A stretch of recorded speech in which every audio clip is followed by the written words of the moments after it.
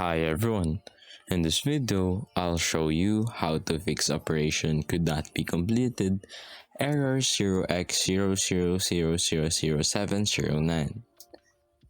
First, search up Regedit and open it as administrator.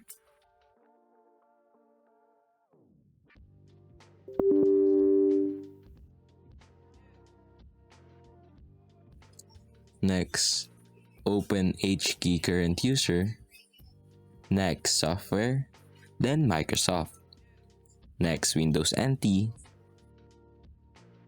current version, and Windows. Right-click on Windows and press on Permissions. Here, click on Add. Next, input here your computer's name. And click on Check Name, then OK. Here, tick the full control, click on Apply, and delete the following.